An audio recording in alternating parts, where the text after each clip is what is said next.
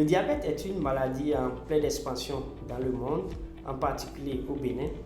Les récentes études réalisées en 2015 par l'enquête STEPS retrouvaient une prévalence de cette pathologie qui était de l'ordre de 4%. Je suis le docteur Marius Doupeau, je suis médecin interniste et diabétologue à la clinique Serena. Je m'en vais donc vous entretenir au sujet de cette pathologie.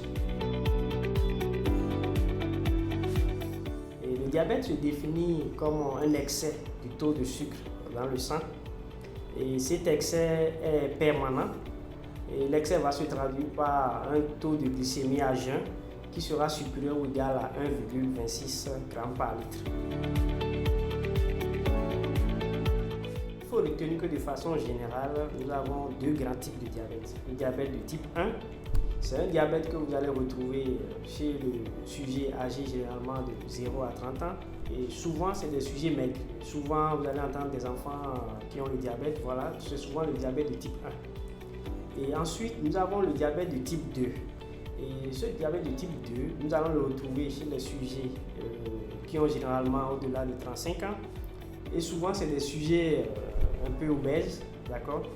Et ce type de diabète, c'est le diabète que nous retrouvons le plus dans la société.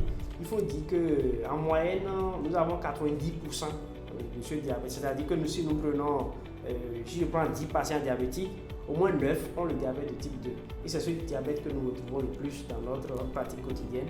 Nous avons quand même le diabète gestationnel que nous allons retrouver chez la femme enceinte. Et nous avons aussi des diabètes spécifiques. Il faut retenir que nous avons deux grands groupes de facteurs de risque. Nous avons d'abord les facteurs de risque modifiables, c'est-à-dire c'est des facteurs qui vont dépendre du sujet lui-même. Et au nombre de ces facteurs, nous en avons trois. Il y a d'abord l'obésité. Tout le monde sait ce qu'on appelle l'obésité, c'est l'excès de graisse, d'accord. Ensuite, nous avons la sédentarité. De façon simple, c'est quelqu'un qui fait de moins en moins d'exercice physique, qui est assis toute la journée, d'accord. Et ensuite, nous avons aussi la mauvaise alimentation, c'est-à-dire le fait de consommer trop de gras, trop de sucré. Les facteurs de risque non modifiables sont des facteurs qui ne dépendent pas en fait du sujet. Et au nombre de ces facteurs de risque non modifiables, nous avons l'âge.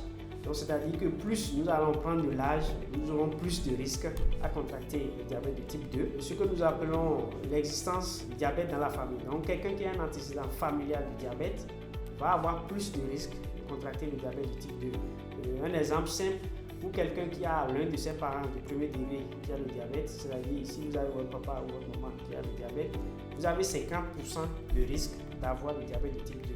Si c'est les deux qui sont diabétiques, vous voyez que vous aurez 100% de risque de contracter le diabète de type 2. Comment reconnaît-on le diabète? Il faut dire que le diabète, c'est une affection qui va se manifester par certains symptômes. Quelqu'un peut avoir le diabète sans le savoir. C'est-à-dire que cette maladie peut rester asymptomatique.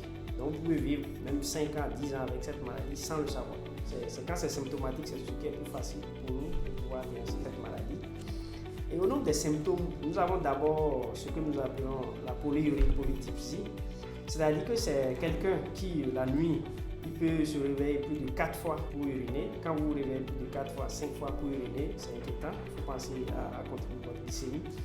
Et du fait que cette personne urine plusieurs fois dans la nuit, il va boire également beaucoup d'eau.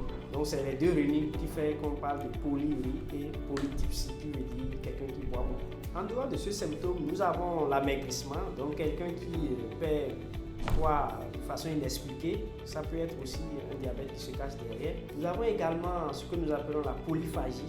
C'est quelqu'un qui mange de façon excessive, mais il n'assouvit pas sa faim. Donc, il peut manger plusieurs fois dans la journée, plus de 4-5 fois dans la journée, mais c'est comme s'il n'a pas mangé. En dehors de ça, nous avons également ce que nous appelons le flou visuel, donc quelqu'un qui a du mal à voir de loin. Il faut penser également à contrôler sa glycémie. Un sujet qui présente une fatigue inexpliquée, malgré qu'il prend des remontants, ça ne va pas. Ceci peut être un symptôme qui cache le diabète. Quelqu'un qui a des sensations de picotement dans la plante des pieds, vous avez l'impression que vous marchez sur du coton, n'hésitez pas à aller contrôler votre glycémie également. Ou quelqu'un qui présente une faiblesse sexuelle également, ça peut être aussi un mode d'expression du diabète. Donc voilà un peu de façon ramassée quelques symptômes qui peuvent amener à faire le diagnostic du diabète. Quand vous avez l'un de ces symptômes que nous avons énumérés tout à l'heure, il suffira de venir dans un centre le plus proche de chez vous et en étant bien sûr à jeun. Et l'on vous fera ce que nous appelons soit la glycémie capillaire, c'est un petit examen où à partir d'un appareil que nous appelons le glucomètre, on va vous piquer au niveau du doigt et cet appareil va permettre de donner le taux de sucre dans votre sang.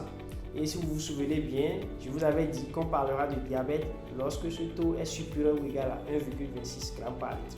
Donc si on vous pique au doigt et que l'appareil affiche des chiffres qui sont supérieurs à 1,26, là, c'est qu'il y a souci. Vous devez savoir que là, il y a problème et le médecin saura comment vous prendre en charge. En dehors de cette possibilité, on peut vous faire ce que nous appelons la glycémie veineuse, où on va vous prendre le sang au niveau d'une veine et ceci va se faire au laboratoire. Donc ça prendra plus de temps que la glycémie capillaire. C'est un examen que vous aurez dans la même journée. Donc voilà un peu les deux possibilités pour vous de savoir si vous avez le diabète ou pas. Pour la prévention du diabète, nous allons retenir 5 grandes choses à faire. La première chose, c'est zéro alcool. La deuxième chose à faire, zéro tabac. La troisième chose, c'est prendre 5 portions de fruits et légumes par jour. La quatrième chose à faire, c'est de faire 30 minutes d'activité physique par jour. Et la cinquième chose à faire, c'est d'avoir une alimentation peu sucrée, peu gras et peu salée. Pour finir, retenons que le diabète constitue un véritable problème de santé publique. Et ceci m'amène à vous dire que dès que vous avez un de ces symptômes dont j'ai parlé pendant l'entretien, n'hésitez pas à consulter un personnel soignant. Il vous dira quoi faire et pourra vous donner des conseils adaptés. Pour une bonne santé et une alimentation saine et équilibrée.